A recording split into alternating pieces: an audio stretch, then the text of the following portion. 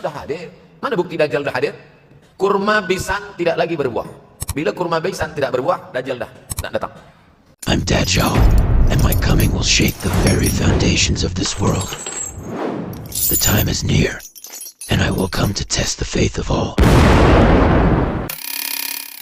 Assalamualaikum warahmatullahi wabarakatuh. Kembali lagi di channel Sahabat Podcast. Semoga rahmat Allah selalu menyertai kita. Pada video kali ini, mari kita bersama-sama mendengarkan penyampaian dari Ustaz Abdul Samad yang membahas tentang fitnah-fitnah akhir zaman. Fenomena hari ini sudah banyak tanda-tanda tentang akhir zaman dan kemunculan Dajjal. Di antaranya adalah kurma baisan tidak lagi berbuah dan danau Tibaras itu mulai mengering. Itulah sekilas yang disampaikan oleh Ustaz Abdul Samad. Untuk itu mari kita simak videonya bersama dan jangan lupa tekan tombol subscribe dan aktifkan loncengnya untuk mendapatkan video-video terbaru dari kami. Diambil dari kita, diambil dari bab zuhurul fitan. Zuhur muncul, tampak, datang. Fitan jamak dari kata fitnah.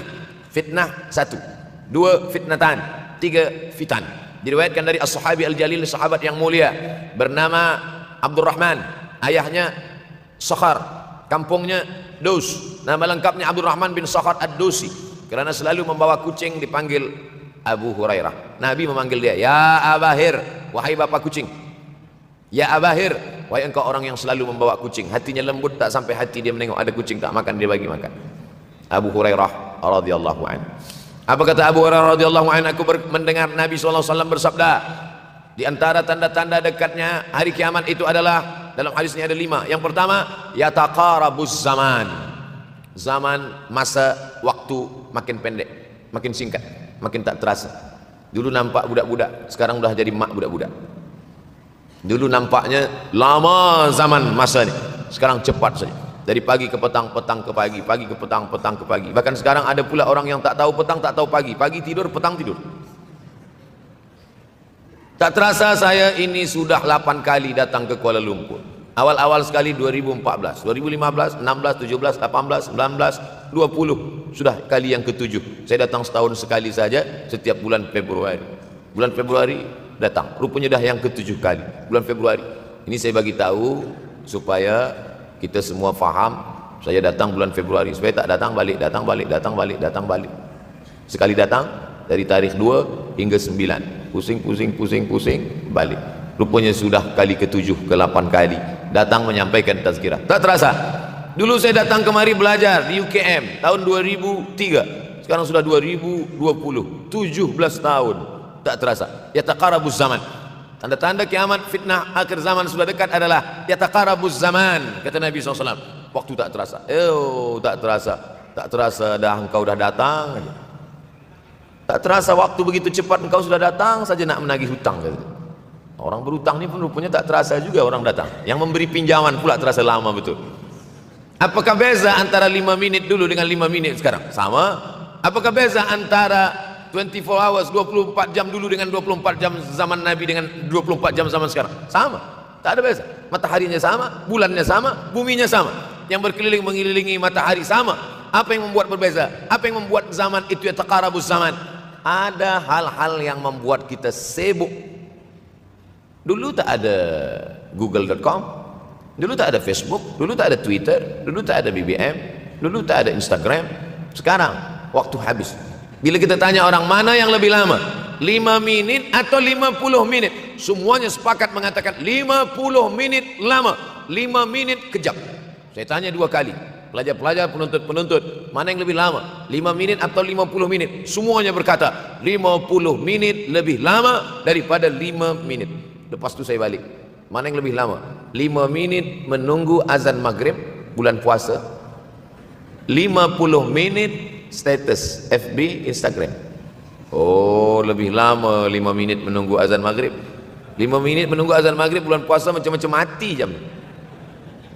50 menit hilang waktu tak terasa. Itu menunjukkan hadis Nabi itu, semakin saya baca hadis Nabi, makin kuat keyakinan saya, makin kuat iman saya, makin hilang keraguan saya bahwa yang berbicara ini bukan manusia biasa, tapi dia dapat wahyu dari Allah. Wa ma yantiqu 'anil hawa in huwa illa wahyun yuha, melainkan wahyu dari Allah Subhanahu wa taala. Yataqarabuz zaman, Masa begitu cepat berlalu tak terasa. Sebulan seperti sepekan, sepekan seperti sehari, sehari seperti sesaat. Akhirnya kita pun kehilangan waktu, habis. Saya Ustaz Abdul Samad, memang zaman ini tak terasa cepat betul. Rasa-rasa kejap, dah bulan Ramadan. Tak terasa baru saja Idul Fitri, dah masuk pula lagi. Masya Allah, begitu cepatnya masa berlalu. Maka jangan sampai semakin saya baca hadis ini, semakin kuat keyakinan saya bahwa Nabi Muhammad SAW mendapat wahyu dari Allah Subhanahu Wa Taala. Semakin kuat keyakinan dan keimanan. Kenapa? Seandainya Nabi berkata zaman nanti di akhir zaman itu semakin cepat, semakin dekat, semakin berlalu tak terasa. Tapi kemudian zaman yang kita lalui tak sama seperti yang dikatakan Nabi. Mungkin datang juga keraguan dalam hati, betulkah ini? Tapi ternyata 1441 tahun lampau, 1440 tahun yang lalu Nabi mengatakan, dan hari ini terbukti zaman begitu cepat berlalu. Masya Allah, tabarakallah. Hari inilah ditemukan internet, hari ini datang television, hari ini datang WhatsApp, hari ini datang yang melalaikan kita daripada Allah Subhanahu Wa Taala. Sehingga waktu datang sembang-sembang, cerita-cerita, tengok ini, update ini, tulis ini, tengok ini, pandang ini, habis waktu berlalu. Padahal waktu inilah yang akan ditanya oleh Allah Subhanahu Wa Taala. 6 kali Allah bersumpah demi waktu. Terbit fajar, wal fajri wa layalin nashr, masuk waktu subuh, was subhi idza tanaffas, masuk waktu duha, wad duha wal laili idza saja, masuk waktu siang, wan nahari idza tajalla, masuk waktu asar, wal asri innal insana lafi khusr, masuk waktu malam. 2 kali Allah bersumpah demi waktu malam, wal laili idza saja wal laili idza yaghsha. Kenapa hadis ini yang Ustaz bahaskan? Kami nak mendengar hadis tentang Dajjal dah lahir atau belum? Dajjal dah hadir. Mana bukti Dajjal dah hadir? Kurma bisan tidak lagi berbuah.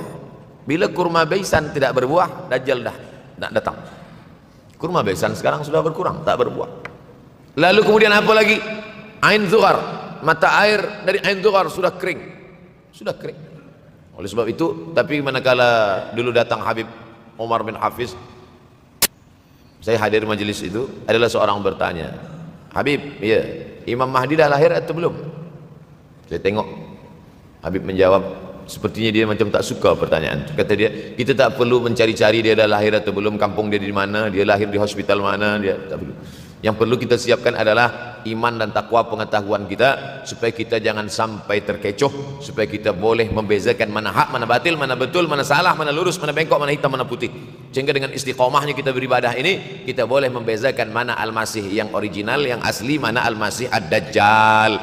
Makanya tadi sebelum salam kita berkata, Allahumma inni a'udzubika min adzabi jahannam wa min adzabil qabri wa min fitnatil mahya wal mamat wa min syarri fitnatil masihid Dajjal.